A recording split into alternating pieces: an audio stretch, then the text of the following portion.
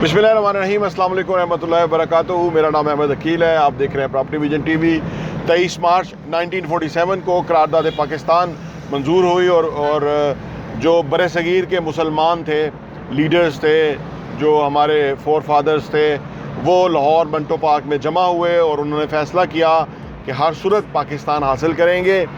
और उनकी अनथक मेहनतों की वजह से हमें पाकिस्तान की नेमत मैसर आई और आज हम आज़ाद हैं। और अल्लाह का लाख शुक्र है कि आज जो दुनिया के अंदर पाकिस्तानी वजूद हैं, जो कि एक आज़ाद मुल्क के शहरी हैं।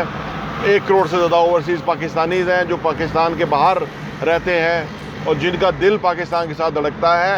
और आज हिंदुस्तान के वो मुसलमान कि जो हिंदुस्तान में रह गए थे बाय चॉइस या वो नहीं आ सके किसी वजह से, आज वो मान रहे हैं कि जो कायद आज़म ने पाकिस्तान बनाया था उसका उन्होंने कितना बड़ा विज़न उस वक़्त कर लिया था कि पाकिस्तान बनाना ही होगा। क्योंकि हिंदुओं के साथ मुसलमानों का रहना जो है वो बड़ा मुश्किल था और उन्होंने देख लिया था कि ये एक कौम हम नहीं हैं, तो लिहाजा हम अलग हो गए।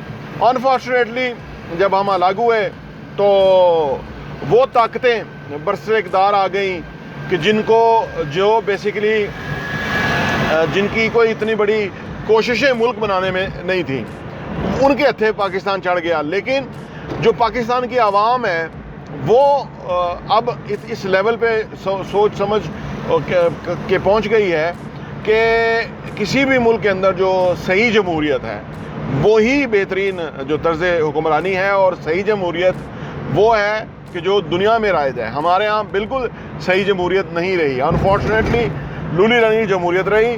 और फिर फ़ौजी आमर आए और उन्होंने आके यहाँ कई साल हुकूमतें की और इस वजह से हमारे यहाँ जमहूरियत को कमज़ोर रखा गया, जिसका खमियाजा मुल्क ने भुगता।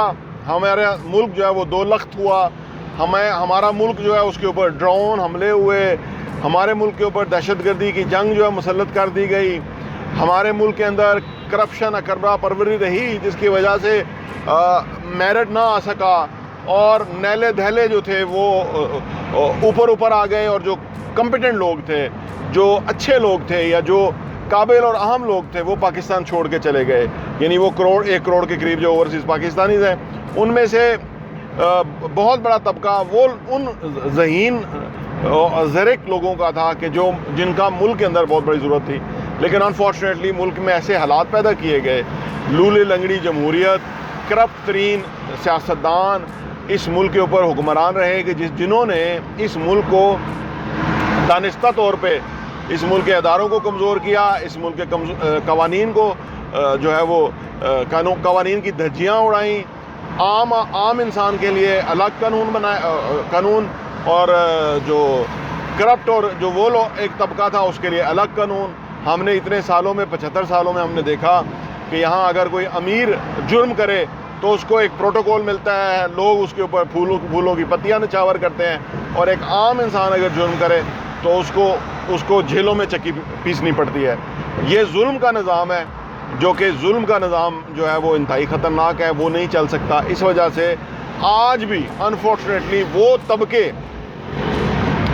वो अकल के अंधे आज भी जो है वो उसी तर्ज पे मुल्क को चलाना चाहते हैं। यानी अमेरिका की ग़ुलामी को उन्होंने असल में ज़िंदगी का शार बना लिया है। इस वजह से पाकिस्तान को कई सारे ख़तरात हैं। पाकिस्तान की सालमियत का ख़तरा है, पाकिस्तान की तरक्की जो है वो कंप्रोमाइज़ होती है।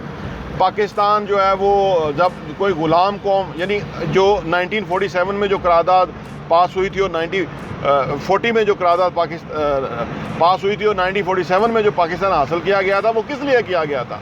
आज़ादी के लिए किया गया था। लेकिन आज के करप्ट माजी के हुक्मरानों ने, नाअहल लीडरों ने फिर वो ग़ुलामी का तोक जो है वो अमेरिका की ग़ुलामी का तोक गले में पहन लिया और पूरी कौम को जो है महकूम बना दिया। आज भी इस वक्त के जो वज़ीर आज़म हैं उनसे सबसे बड़ी गलती ये हुई है कि वो रशिया चले गए हैं। सिर्फ रशिया जाने की वजह से आज मिलिट्री इस्टेब्लिशमेंट हो या ओवरऑल इस्टेब्लिशमेंट हो, वो अमेरिका की ड्यूटियां करने पे मजबूर है। یہ جو کرپٹ اور نااہل سیاستدان ہیں وہ امریکہ کی ڈیوٹیاں کرنے پہ مجبور ہیں کہ جی آپ کا پرائم منسٹر رشیا کیوں چلا گیا ہے، ذرا آپ گستاخی چیک کیجئے، یہ اس سے گستاخی ہوئی ہے۔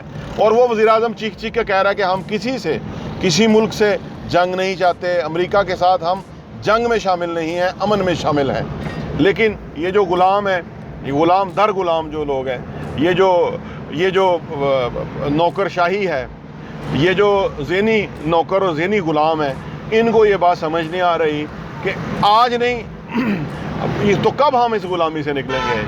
چلو ایک بندے نے سٹیپ لیا ہے اور اس نے بھی کوئی بہت بڑی غلطی نہیں کر دی، وہ رشیا کے پریزیڈنٹ نے دعوت دی اور وہ چلا گیا اس کے اوپر۔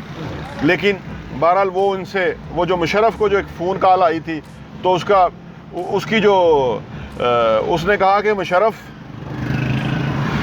بڑا دلیر ہمارا کمانڈر تھا، جب امریکہ کی کال آئی تو وہ سب کچھ ہی مان گیا کیونکہ وہ خود انلیگل تھا۔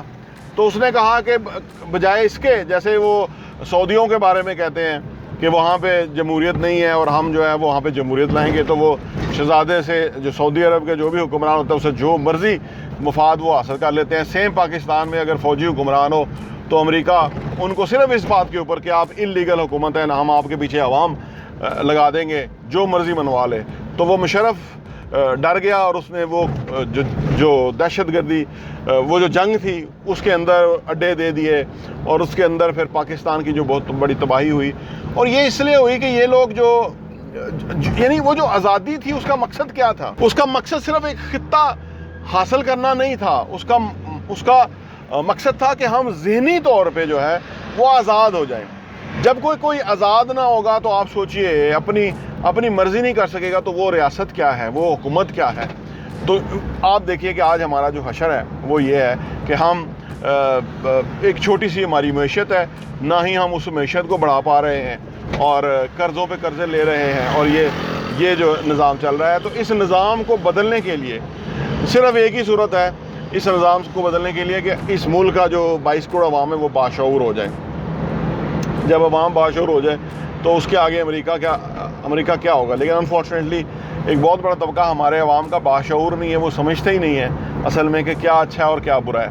تو وہ اس وجہ سے ہمارا یہ عالم ہے، اور اگر ہم ابھی بھی نہ سمجھے تو بہت بڑا نقصان ہوگا ہمارا، اور بہت بڑا نقصان ہو سکتا ہے۔ نیوکلیر جو ہم پا رہے ہیں وہ ہمارا کمپرومائز ہو سکتا ہے، رول بیک ہو سکتا ہے۔ اور ماضی کے جو کرپٹ حکمران تھے وہ تو تیار تھے اس کو رول بیک کرنے کے لیے۔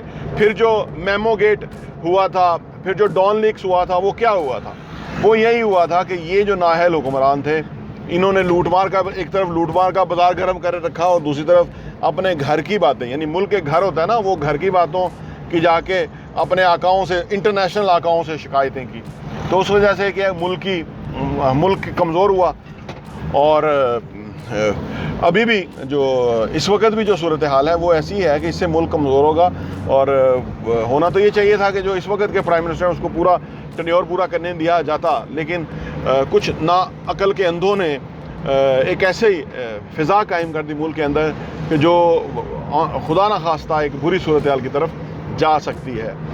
بہرحال اللہ سے دعا ہے کہ 1947 کے اندر جو ہمارے آزاد لیڈرز تھے انہوں نے جو فیصلہ کیا تھا کہ پاکستان کیسا پاکستان ہوگا، جو ہمارے قائد اعظم محمد علی جناح نے جو فیصلہ کیا تھا کہ پاکستان ایک آزاد اور خود مختار ملک ہوگا، اللہ کرے ہم اس نظریے اور اس پوائنٹ آف ویو پہ اس بیانیے پہ ہم واپس آ جائیں، اور ان جو چور اور لٹیرے، کرپٹ اور نااہل حکمران ہیں اور یہ جو نااہل اسٹیبلشمنٹ ہے اس سے ہماری جان چھوٹے، اور وہ لوگ آ جائیں کہ جو بیسیکلی پاکستان کے صحیح معنوں میں خیر خواہ ہوں۔ اور یہ جو ڈرپوک اور بزدل قسم کے لوگ ہیں یہ خدا نہ خواستہ زیادہ عرصہ نہ رہیں برسر اقتدار، یا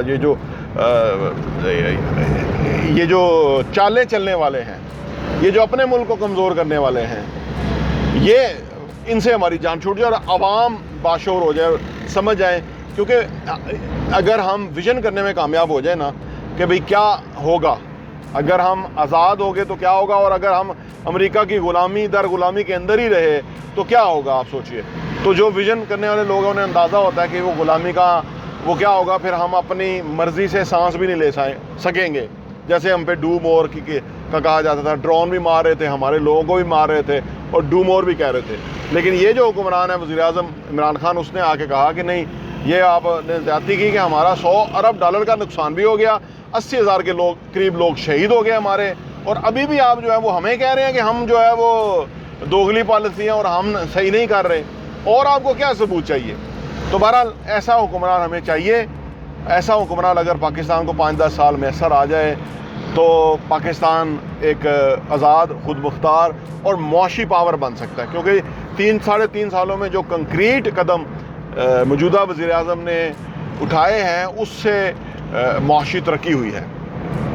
اور جو مہنگائی کا واویلا کرنے والے لوگ ہیں، یہ تو ان کو سمجھ نہیں، تو ان کے دوروں میں تو اس سے زیادہ ہی مہنگائی تھی.